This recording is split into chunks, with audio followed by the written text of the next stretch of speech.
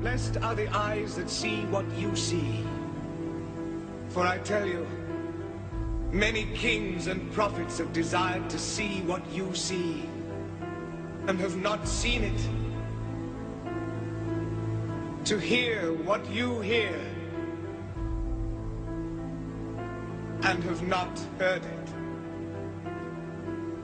I thank you, Father, for hiding these things from the learned and the wise, and revealing them to the innocent and the simple.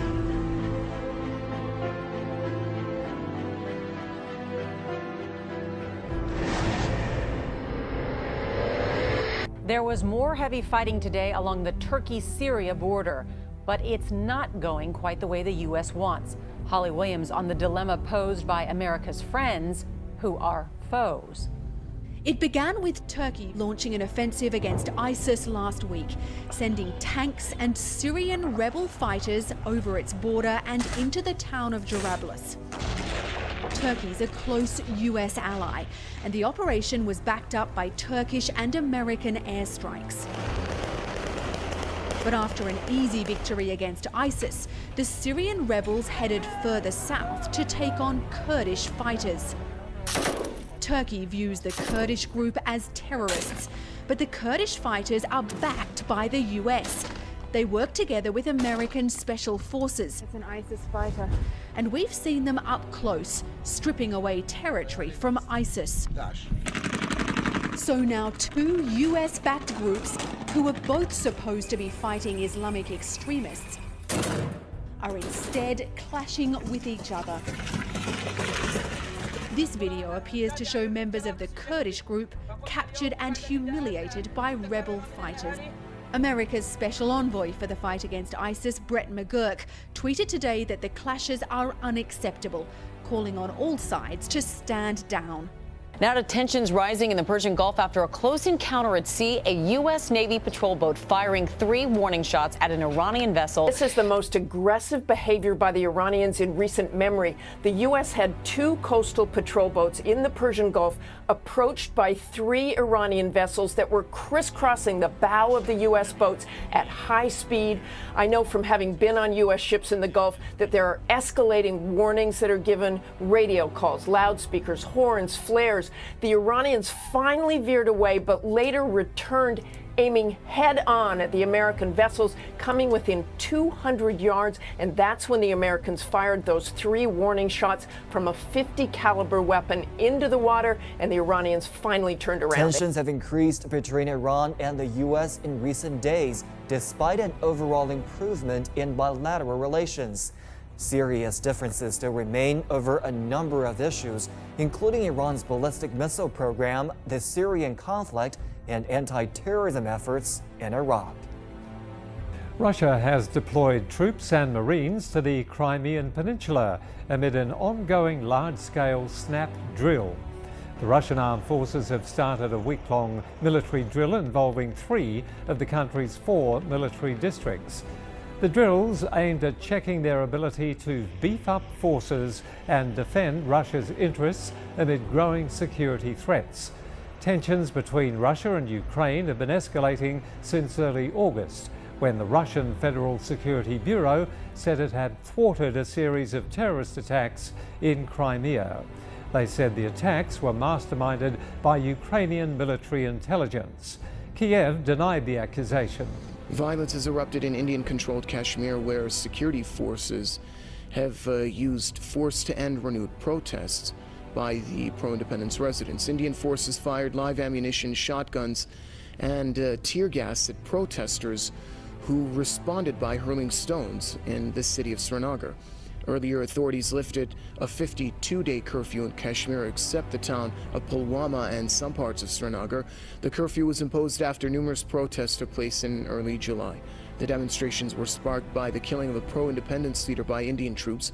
Nearly 70 Kashmiris have been killed and thousands more injured in a crackdown since July 9th, when tension escalated in the region. This is the worst violence seen across Kashmir in years. Most Kashmiris want an end to the Indian rule and favor independence or a merger with Pakistan. We start this update in Yemen, where Islamic State has claimed responsibility for a suicide bombing at a local militia compound in the southern city of Aden. Yemeni officials say at least 65 people have been killed and dozens more wounded. A security official says the attacker drove a car into a gathering of new recruits. Security in Yemen has deteriorated since March 2015. That's when war broke out between the Shiite Houthi group, supported by former President Ali Abdullah Saleh, and the government backed by a Saudi-led Arab coalition. Extremists also have taken advantage of the chaos in Yemen to make gains in the south and the southeast. Iran has deployed a Russian missile defense system at its underground Fordo nuclear facility. State TV trucks showed the trucks arriving at the location with missile launchers being aimed toward the sky. But Iran didn't say if the S-300 system is fully operational. Russia began delivering the system to Iran earlier this year under a contract signed in 2007. The delivery had been held up by international sanctions over Iran's nuclear program. Those sanctions have now been lifted. Critics say it's more proof that Iran plans to build nuclear weapons, even though Iran denies it. South Korea says it is considering deploying nuclear submarines along its coastal borders. South Korean Defense Minister Han Min-soo says the military has not made a final decision on the deployment yet. Last Wednesday, Pyongyang test-fired a ballistic missile from a submarine. A range puts all of South Korea and possibly parts of Japan within striking distance. President Park Geun-hye has ordered her senior secretaries to prepare realistic countermeasures and maintain a punitive stance against the DPRK's nuclear weapons. The UN humanitarian coordinator says the death toll from Saudi Arabia's 18-month-long war on Yemen stands at about 10,000. Jamie McGoldrick was speaking at a news conference in the Yemeni capital, Sana'a. He said the new figure is based on official information provided by medical facilities in Yemen. McGoldrick stressed that the toll might be even higher since some areas had no medical facilities and relatives there often buried their loved ones directly. The majority of the casualties are civilians. The report comes as Saudi Arabia continues its airstrikes on Yemen. 3 civilians lost their lives on Tuesday in a Saudi air raid on the Razeh district of Sauda province.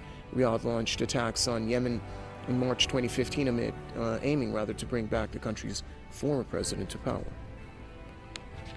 The 10,000th Syrian refugee is about to land in the U.S. today. The Obama administration set a goal to welcome 10,000 refugees in America just 1 year ago. It's still a very small percentage of the total number of refugees fleeing the ongoing civil war in Syria, though. The FBI is warning state officials to boost their election security in light of evidence that hackers targeted data systems in Arizona and Illinois. In a confidential flash alert, first reported by Yahoo News, the FBI's cyber division said it had advised states to scan their systems for specific signs of hacking. Officials described the hacker threat as credible and significant, an 8 on a scale of 1 to 10. In Illinois, in July, hackers breached the State Board of Elections. The Washington Post reporting they put up to 200,000 personal voter records at risk, including voters' names, addresses, birth dates, and other personal information. In Arizona, hackers forced the state to shut down its voter registration system for nearly a week. Both breaches are the latest indication of possible Russian interest in U.S. elections and party operations. Earlier this year, hackers compromised the computers of the Democratic National Committee, producing embarrassing emails for the DNC on the eve of Hillary Clinton's nomination as the party's presidential candidate. Russian hackers have also managed to hack into the computers at the New York Times. The hacks are the latest example of potential cyber warfare against the U.S., something that threatens the U.S. military, businesses, and more, something the White House has acknowledged in the past. This is a very serious matter. It does pose a significant threat, not just to the American people, but also to our national security and to our economy. Now, the Obama administration is seeking to put more emphasis on developing cyber weapons to try to prevent such attacks and punish intruders into U.S. networks. Reuters reports the plan calls for elevating the stature of the Pentagon's Cyber Command for a unified command equal to combat branches of the military, such as the Central and Pacific Commands. The U.S. has already carried out cyber attacks against ISIS. So the hacking warning from the FBI is only the latest warning that the future of warfare won't be just on the battlefield and won't involve only the military. It will be carried out by computers and could cover every aspect of life. As you've already understood, you are about to hear about a very exciting discovery, maybe even a momentous one.